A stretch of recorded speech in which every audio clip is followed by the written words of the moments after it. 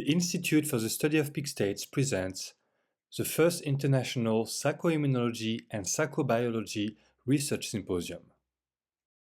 Epigenetics, how it relates to stress and PTSD with implications for psychobiology research. Presented by Dr. Céline Guérin. Okay, so our next speaker is Dr. Céline Guérin. So Céline is French, living in Switzerland.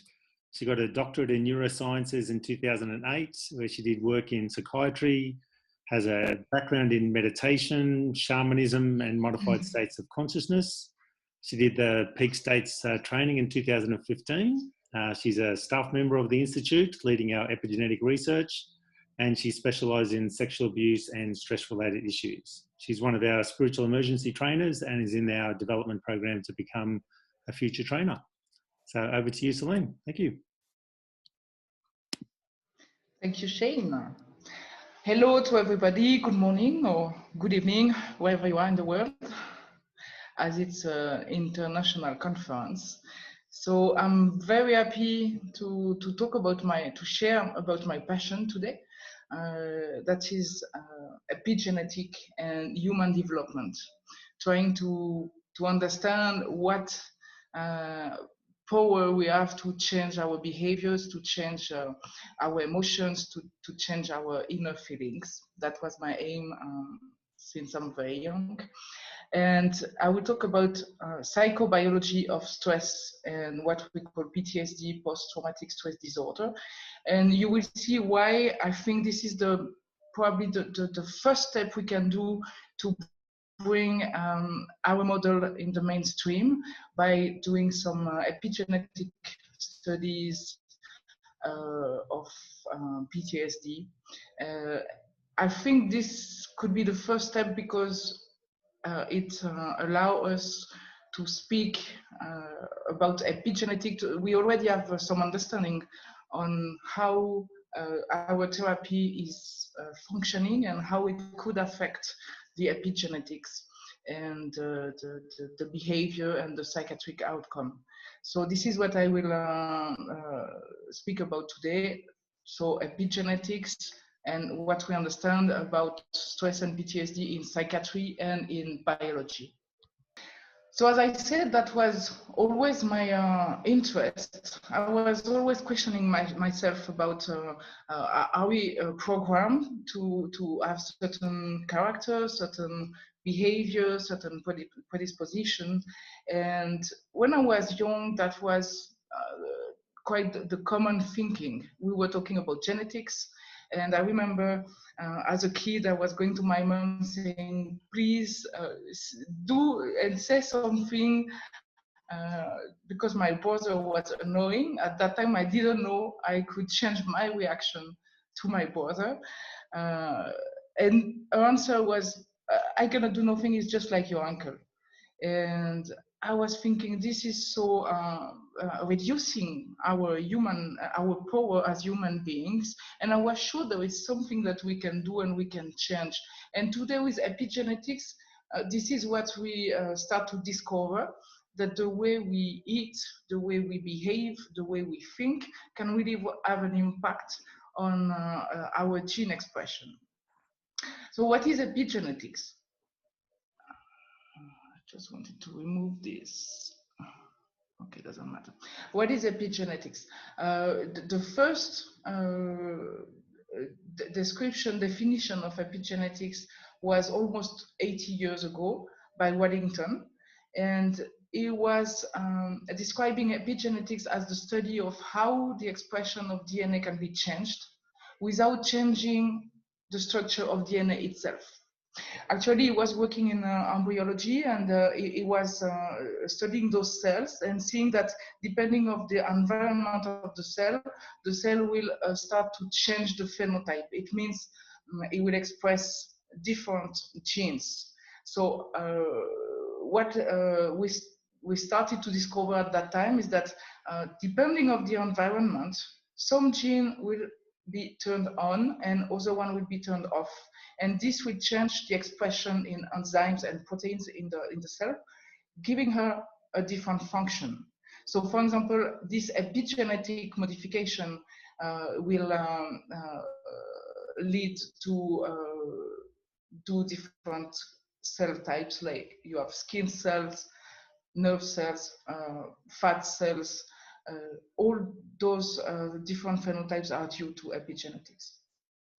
Lately, the mechanism of epigenetics were deeply studied, and it's very an area that is in huge development, because we understand that this is really what make again the power to influence our health and our behavior and inner feelings. Even in genetic disease today, we recognize that depending of those epigenetic marks and depending of the way you are living, you are eating and thinking will influence your genetic disease. So there is 3 types of epigenetic modification that we know today, that we describe. There is DNA methylation, so it's a chemical modification directly on the DNA. And there is histone modification, so we talk a lot about this kind of change in our ISPS model. It's again methylation changes, and the third one is non-codant RNA-based regulatory mechanism. So what is happening when there is those chemical factors going on in either on the DNA or on the histone or just this small mRNA that will be linked to the DNA, it will change the access of the DNA, and it will change so the expression of the sequence. As I was saying, the sequence, the DNA sequence, they don't change. 50% are coming from your fathers, 50% from your mom. And those change will allow the cells to have a form of plasticity.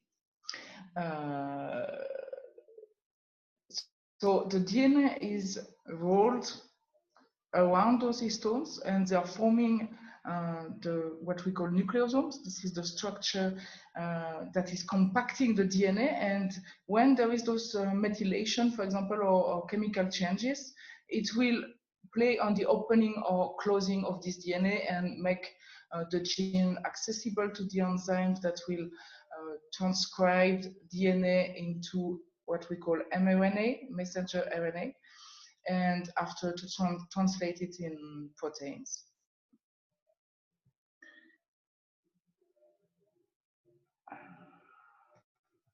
Oops. Okay. So on a global view, on the human being, on the full body, let's say, as I was saying, if you are exposed to pollution, to toxins, if you drink, you smoke, or at the opposite, if you are eating organic food, if you are doing sport, this will change all this epigenetic profile. And the most interesting, and this is when we are talking about therapy and human development, the most interesting is even what you are thinking, or when you start to have new habits, new way of like if you try to cultivate your positive thoughts instead of always being in the negative past memories or negative judgment, then if you consciously want to change this, it will change your epigenetic marks. And the most interesting for us is to understand how the stress and what we call trauma will affect our epigenetic marks. And this is where there is a difference in the way psychology and psychiatry understands the trauma and PTSD, one of the symptoms, the expression of or the consequence of the trauma, and the way we understand in this view. And as Kirsten said just before, it's quite difficult to integrate all those views together. It takes a bit of time to be able to see the full picture, and this is what I will try to do today.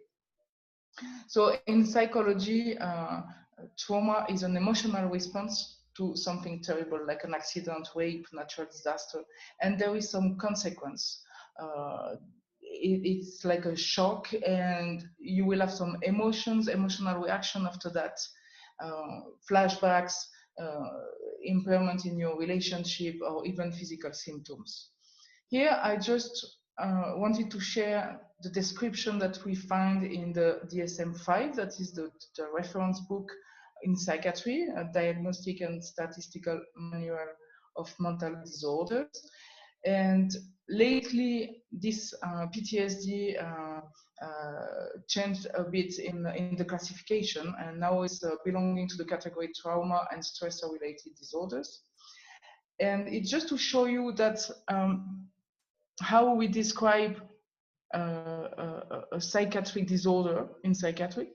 It's with some cause and consequences. For example, here we are talking about some people who were exposed to death for themselves, for a loved one, or who were witnessing a death and having some consequences, as I was saying, nightmares, flashbacks. There is also a response of avoidance, trying to avoid to think about it or to be exposed again. And there is some consequence on the way the person will think, and on his mood, on his interest in life, on his ability to be positive. And he can also have some behaviors, aggressive behaviors, or other kind of reaction. And all these markers are what we are using in psychiatry to define if the person is going through a PTSD or a depression or other kind of disorder. In PTSD, there is also a time that is important. It should be more than 1 month if we can speak about PTSD. So, what science describes today? There is on one way the traumatic event and the psychological consequences. So in psychiatry now, we start to really understand that some trauma lead to emotional response. As I was talking PTSD, but it could be depression, anxiousness, addictions, other psychiatric disorders like borderline or personality disorders, and all the event that you can go through during your childhood will have an effect, can have an effect. And actually, this is another thing, another gap that we have in psychology and psychiatry, is to understand why some people going through the same, 2%, for example, going through the same event will not have the same answer, the same disorder or not after that. Some people, they will just be able to metabolize the emotion, and some other will get stuck and will develop, for example, PTSD. So why is it the case? Why some persons are more resilient than others? This we don't really have an answer in psychiatry, and in our model we have some explanation for that. So in between those two, in between the trauma and the psychological and psychiatric outcome, there is what is happening in the biology. What we know is when you are stressed, when you are going through this kind of event, your body will answer through some affecting the response of the neurovegetative nervous system. So it will impact your heartbeat, your breathing, and your immune system, and it will have an impact on your brain, on your limbic system, because it's linked with your emotions. And on the cellular level, we can see that there is also epigenetic regulation on some genes. So it means some genes will be expressed and some of them will be suppressed.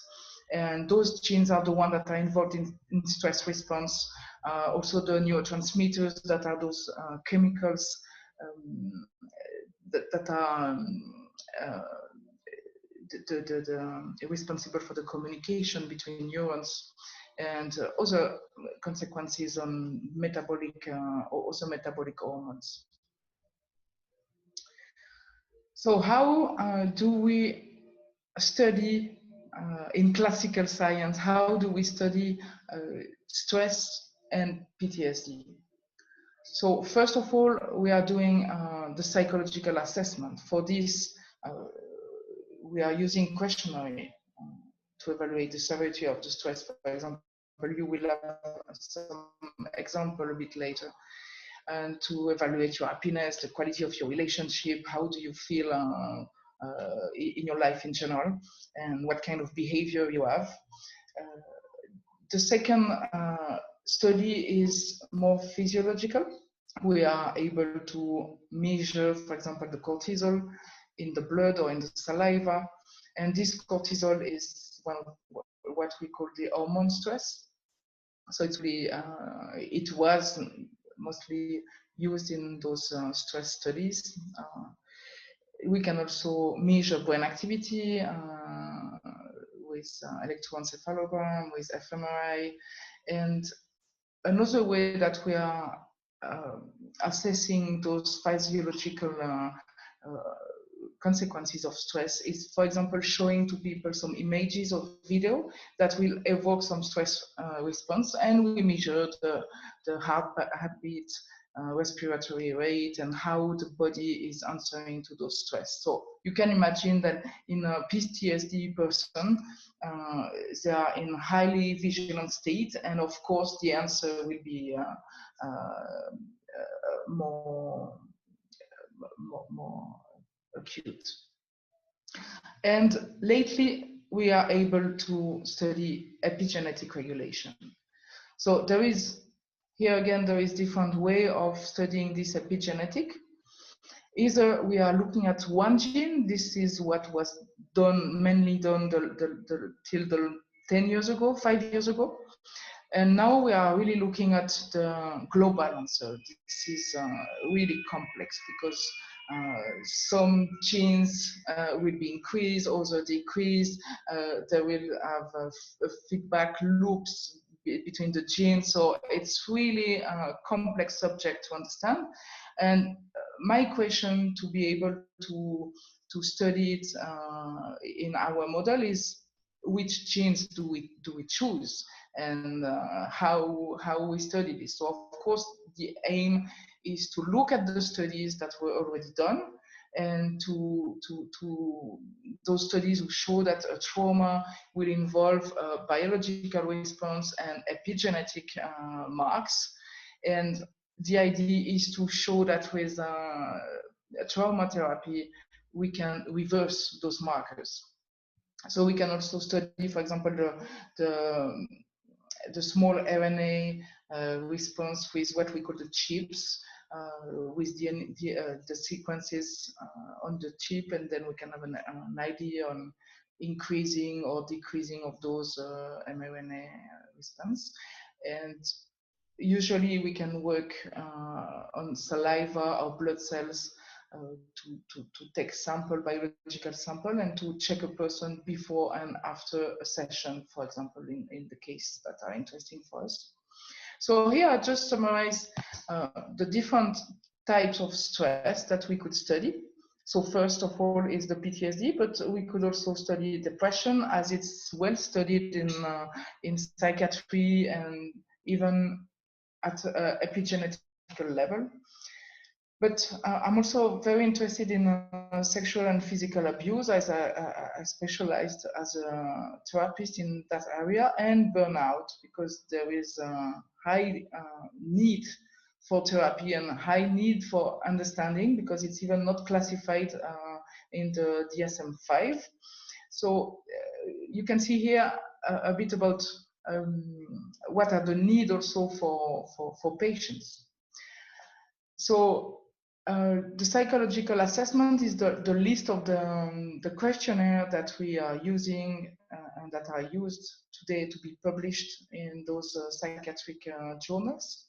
And then you have the epigenetic modification that we can find that the genes that were interesting and that are studied in the publication. So it means it's the candidate we could use.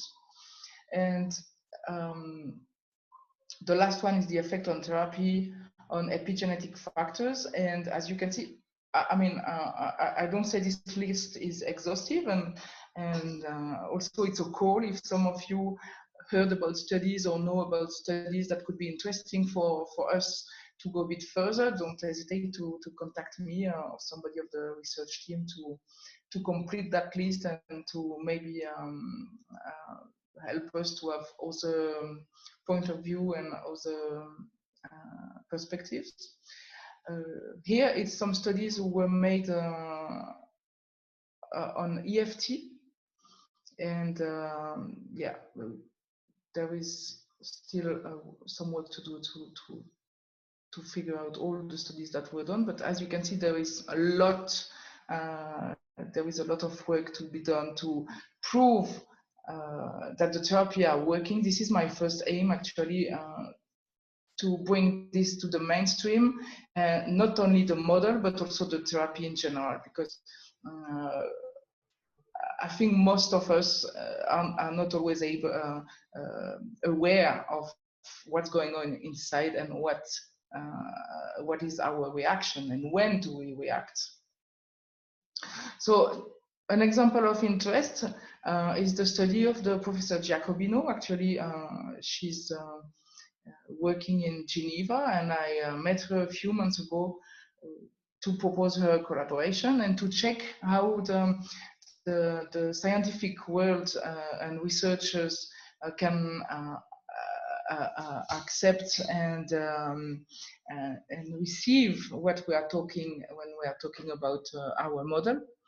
And she has shown that there is an increase of methylation in a specific gene depending on the severity of the sexual and physical abuse. And what was interesting, that she also has shown that there is a transmission from the grandmother to the daughter and the granddaughter. And this is where we start to have this not conflict, but let's say complementary understanding with our model. So here is the representation of what is happening and where this information, this epigenetic information, can be transmitted from the grandmother to the daughter and to the granddaughter. And actually, I will come back here. In our model, we are talking about, if we are taking the biographical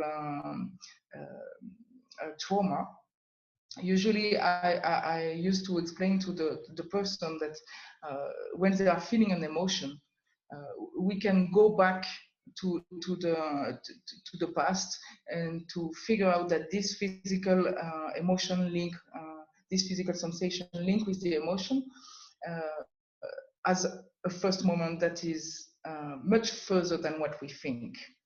And actually, that's the difference in our model, because even somebody who is going through a PTSD, it's not just the event that the person went through, but actually the origin is going much further in time and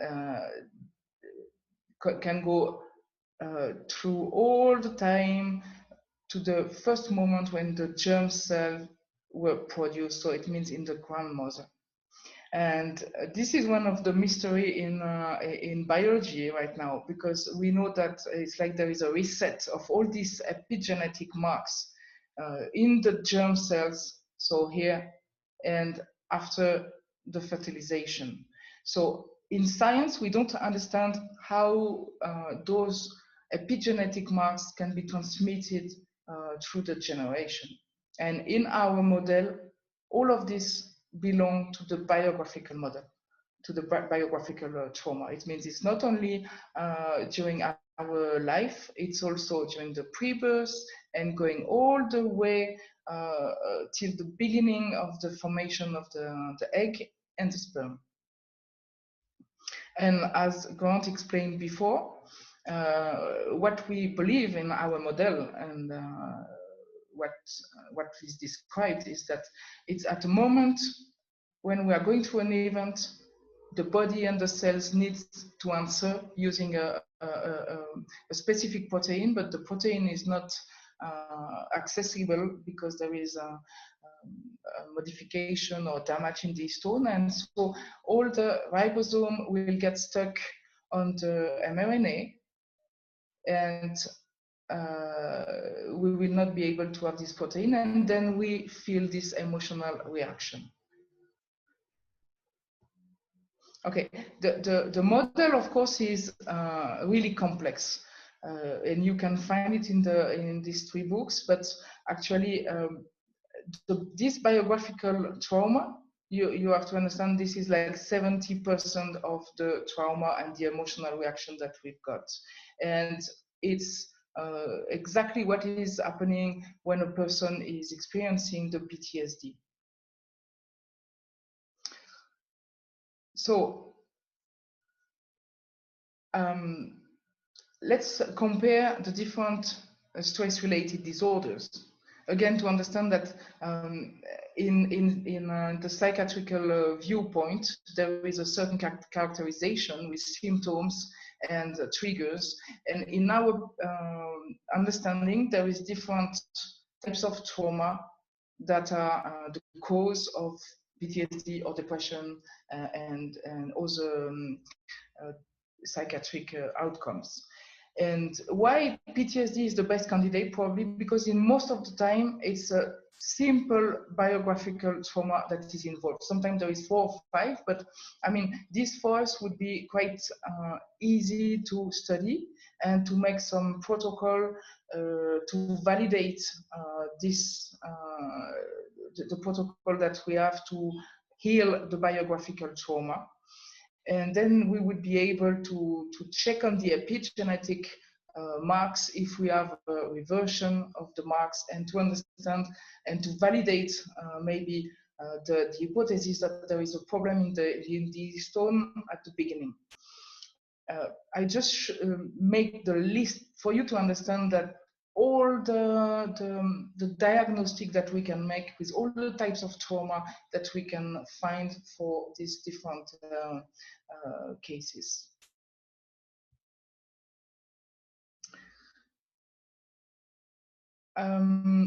So just to compare psychiatry, biology, and psychobiology, and how psychobiology can bring something different, something new, and something that can help us to go a bit further in the understanding of psychiatry that we have at the moment, is that in psychiatry we have, I don't see the message. Okay. Oops. In psychiatry, we have this problem of overlapping. Sometimes the same symptoms can be linked with different classification. Sometimes you have different symptoms in the same disorder. And of course, biology could be the answer to if we can find some specific markers for all the cases, the psychiatric disorders. This could be the best, and it's, for example, what they try to do with the burnout, because it's hard to understand and to show that this is really like a disorder, and to show that a person is really in burnout, or if it's something else, depression or something else. And in psychobiology, I think our strength is that we have this understanding of the cause, and this understanding that most of our emotional reactions are due to the trauma. So trauma is not this big event like a war and aggression or something that's huge, but actually all our emotional reactions are due to trauma that are most of the time far away in the not just in the childhood, but before birth, and sometimes even in the ancestors. So last thing for me to share is the perspective of research. So we are a team of applied research, and the strategy that we adopted is to decide first to write some case reports to validate our approach by clinical case reports to to publish about the results we can get with patients, for example, for the burnout or for sexual abuse. So that's my project. And in a second time, to do some epigenetic pilot studies. And PTSD could be really the best candidate to target some specific genes and to check if we can reverse those marks. And of course, like in any research project, the aim is to find financial support. So first, for this pilot study, it would not be too much, but if we want to make a study on with a large scale patients and collaborate after with academic labs, of course, we will need to ask for different grants. So I think I passed the time, so I will stop here. Thank you very much for your attention. Great, thanks, Céline. So we probably have time just for 2 questions. So we've got one. Do you have any preliminary data where you looked at the changes of either epigenetic marks or gene expression in people before and after undergoing our therapy? No, we don't have any epigenetic data. The first one we have, of course, is the data to write case studies. So it means clinical data, and I'm looking forward to do the first study to check on simple case on some candidates, specific gene candidates with those epigenetic marks here. So it's not done yet. And last question, how are behaviours like violence and physical abuse that creates trauma in others categorised under our model? Sorry, say it again. How are behaviours like violence and physical abuse that creates trauma in others categorised under our model? So it's you mean the aggressor or the person who is aggressed? I'm reading out the question word for word, so so you could interpret the time because I'm not sure I understand about the aggressor.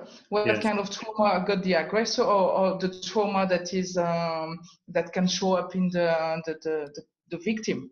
Yeah, so maybe answer both.